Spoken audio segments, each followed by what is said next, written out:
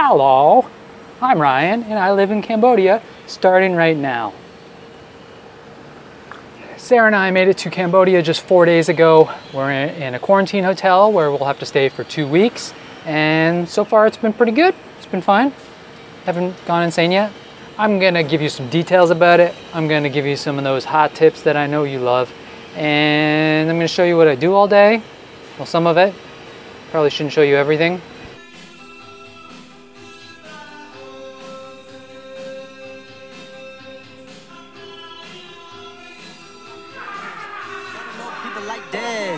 Y'all don't know people like this. Y'all don't know people like this. Y'all don't know people like this. If you saw the last video, then you know that we did a 41-hour trip from Ecuador to Cambodia, and it was hell. They almost didn't even let us on the first flight. We had to run for 2 connecting flights, and when we finally did make it to Cambodia, we found out that our luggage was lost. And when I say luggage, when you're moving to a new country, that's pretty much everything you own. So that was a little bit stressful. We didn't even have deodorant. But lucky for me, I don't sweat, I glow. Luggage update. We've got our bags back. They arrived today. Some dude brought them from the airport. I think they were in Paris for a couple days, hanging out, eating cheese. Yeah. So we got our bags back. We're smelling better now. We got chocolate to eat. I think everything's gonna be okay. We are a bit jet lagged though. I don't usually suffer from jet lag that badly, but for some reason this time, I guess it's the length of the trip that we took and just the erratic sleep that I had during it. And also the fact that we're stuck indoors, we can't get outside and walk around on the grass. And you know, the best cure for jet lag is usually walking around, being active and being out in the sun. So it's been a couple, 3 or 4 days now, and my sleep has been all over the place. I'm usually sleeping like 5 hours in the middle of the day, 5 hours at night, and awake for the rest of it.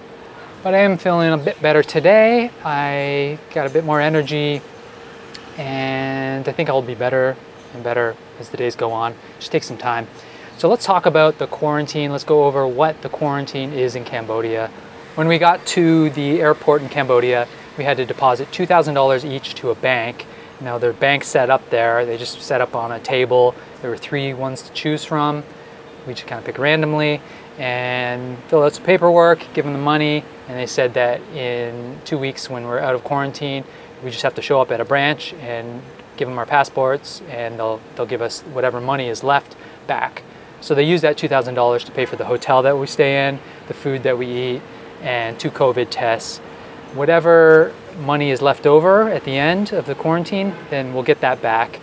And it all depends on how much the hotel costs. So I don't even know how much we're gonna get at this point. After that, we got the old cotton swab up the nose, PCR test. They also did one in the back of the throat. And I also requested one for the anus because I just wanted to kind of feel what it'd be like. No, I'm just joking. No anal swabs. Hashtag no butt stuff. So that sample was likely tested the next day, and if I tested positive for COVID, then they would take me away. They would show up at the hotel with an ambulance. I'd have to get in, and they'd take me to a COVID hospital where I'd have to stay until I tested negative. No one has shown up for us yet, so I think we're in the clear on that one.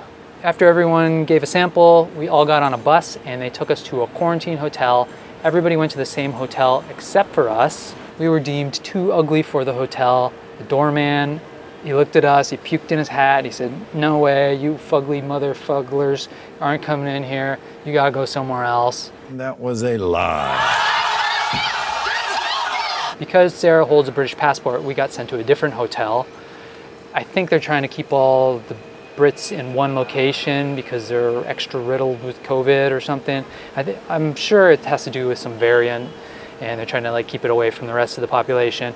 I don't know, but it was kind of a good thing for us, although it doesn't really make sense because Sarah hasn't been in Britain for 2 years, and we did read reports about people who had flown from Britain but weren't British, didn't have a British passport, and they weren't sent to this hotel. So This hotel is actually pretty relaxed about how strict they are about staying in your room. Some hotels, there's signs on the door. If you leave the room, you'll be fined $10,000. So that's nice. And they actually let you eat dinner on the rooftop by the pool. At least they did. Just 3 days before we left Ecuador, we got word on a Facebook group that they stopped doing that. Some idiot jackass was up on the rooftop drinking a beer, and he called up his friend who was also in quarantine, and he started bragging to him about it. All right, mate, I'm on the rooftop having a pint, watching the footy.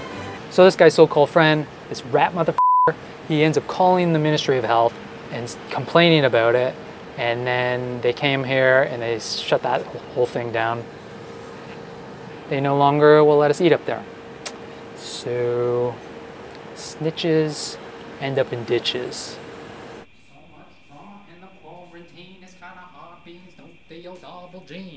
So it doesn't matter if you're vaccinated or not, it doesn't matter which country you come from.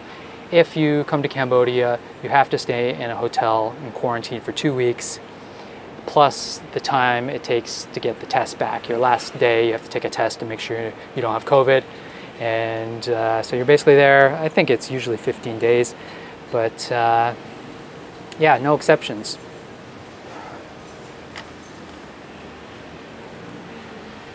This just in, Cambodia is now letting people pre-book their quarantine hotels, but only 2 hotels, the Courtyard by Marriott and the Sokha Hotel, which are 2 of the most expensive hotels in the city. They have a special quarantine package, and it's something like $2,000 for the week, and that includes the hotel stay, the food, and the PCR tests. It's a lot of money, but at least you know what you're getting with that. With this random hotel thing, you could end up in a fancy hotel and have to pay that money anyway, or you could end up in some slummy hotel, you save a bunch of money, but you find a dead prostitute under the bed. Checking for dead prostitutes. It's not my prostitute. I don't know how she got there. I don't even like redheads. I don't know how much of the $2,000 this hotel will end up costing us. I've read it's around 50 bucks a night. So whatever that is, 50 times 14, something like that. Not too bad, considering some of them are charging $100 a night or even more. So do you guys want a tour of the room? Yes, you do. Of course you do. Come on, let's go have a look around. Yay! Okay, so the very first room they put us in is this one you're seeing now. But I went down the next morning and I could, did a little eye batting and some smoochy faces, I guess. And a little bit of hair flipping. And then she upgraded us. I don't know if it was an upgrade. I don't know if we're going to have to pay more.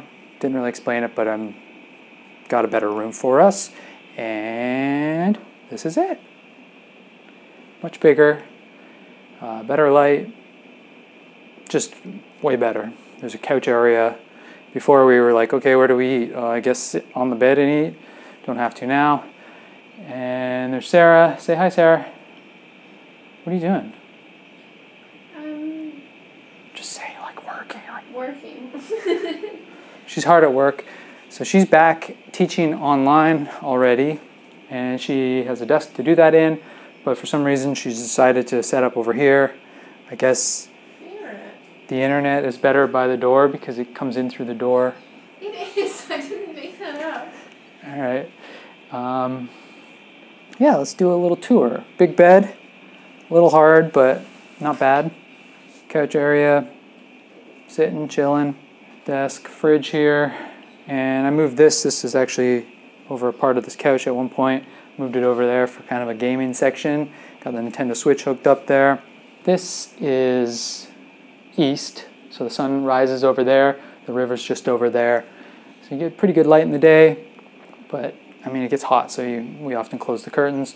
But of course, we do have AC. You can blast that, cool down. Cool little old school lamp here, made out of wood. Lots of wood. I like the wood. I think that's made out of leather, carved out leather. Kind of cool. And these light fixtures and crown molding and stuff. It's nice to have those Cambodian touches. We got a picture over here. These 4 lads. He's my favorite. That's Jimmy J. This is Snake. That is Palinga. And this is Douchey. Just made that up. Actually, it says right here. Yeah, douchey. Oh, this is the best. I mean, this isn't part of the room tour, but I got a fanny pack. I'm a fanny pack guy now. I wear it around with pride. Fanny packs are back. Let's go into the bathroom. Bathroom is actually pretty huge. All that. Tons of space. Got the toilet over here where we do our pees and our poos. And this is kind of our coffee station for now. I don't know if you want to call that a bathtub, but it's a shower. We got a raindrop shower thing, which is oddly placed. The tap for that over here. So you can stand under there, pretend it's raining. Also this one. I don't know.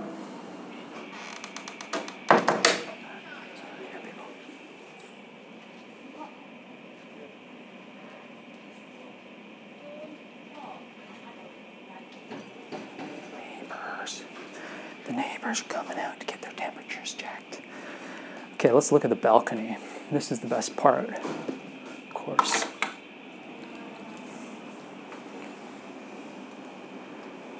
It's really hot out there right now, but sometimes we'll just open this door and just turn the AC off, and there's not much of a breeze that comes through. Most of the wind seems to be blowing this way, but great views. Considering some people are not able to open their windows and stuff, like, I'm so happy that we have this table here. We can sit out here. We eat every single meal out here. Over here is the river. This is a museum, and then if you crank your head around the corner there, you can see the Royal Palace. People are doing some roof work over here. So it's stuff to look at. It's like stuff to stimulate my brain instead of just being trapped in a box. A lot of the quarantine hotels are actually Chinese owned, so people there don't generally speak Chinese, and they're also kind of set up for people coming in to do business and stuff like that. So this is Cambodian owned, and it's also for tourists. So I think that's an advantage because we're closer to tourists than we are to Chinese businessmen. So they're kind of ready for us. They can speak our language, which is nice. They know what we're looking for. They're throwing fish and chips on the menu because the English like fish and chips, apparently. Yeah, so I think we really did luck out. And I'm going to talk more about that as I transition to the next segment of this video, which is going to be seamless because, I mean, my editing skills. So I think it definitely could be worse than this. Some people on the Facebook group are complaining that they can't leave their rooms. The rooms don't have a balcony and the windows don't even open. That sounds so much worse. I love the fact that I can come out here and watch the people and just enjoy the breeze and, you know, get a little bit of sunlight. Can you imagine just being in a room and you're not getting no natural sunlight on you? But most of the complaining that I've heard about has been about the food, the quality of food. In most quarantine hotels, you have to stick to this meal plan. It's $30 a day, $10 a meal, I guess, and they drop the food off and it just doesn't look good. I've seen photos of it. It usually looks like a pile of rice with some slag fry on the side. Slag fry is stir fry, but I've replaced the word stir with slag. It's the kind of wit you're gonna get on this channel. Subscribe below, hit the bell icon to get notified of upcoming videos. But our quarantine hotel has its own restaurant, so we didn't have to get the meal plan. We still could have, but it didn't make any sense to because the menu items are cheaper than $10 each, so we're saving money per meal. And we also get options, which is nice. They have things like burgers and pizza. Not great. It's more like slagitza and slagburgers, but it's nice to have those options. The local food that they make there has been really good. Green mango salads and what's that? Amok? Mi goreng, some stir-fried noodles, stir-fried rices. All those are top-notch here. So for every meal, I just pick up the phone, call up the restaurant, and get room service delivered to our room. We have to pay in cash, which is the only downside to the whole thing is the fact that we had to bring more cash because they're not taking it out of the $2,000 that we deposited. What else? Ooh, I know. Where my water at? My mouth is dry, I got cotton mouth. We get 4 bottles of water per day for 2 people, 2 of these per day, 500 milliliters, so that's a liter of water a day. It's not enough, it's about half of what they recommend you drink, I think. Isn't this whole thing about staying healthy, but they're not feeding us enough water? That doesn't really make sense to me. Our room has a fridge and a kettle to boil water in. They don't clean the rooms. They don't change the sheets. I think we could probably get some fresh towels if we asked. I haven't tried. I don't shower that often. They provided with a couple instant coffees and some tea bags. Those went quick. I don't know if we can get more. Every day at 10 o'clock we have to go down to the lobby and get our temperature checked. A nurse actually shows up, she writes it all down, so I think this is a government thing that they're doing. I don't think we're technically supposed to be leaving the room, but they don't care here. If we just have to run down to the lobby, there's a little store down there so we can buy some stuff there if we want. Or if I want to walk up to the restaurant and order straight from the restaurant instead of calling, I can do that. So that's nice, get a little exercise, get out of the room for a minute and do that. Okay, let's talk about what I've been doing with all this time.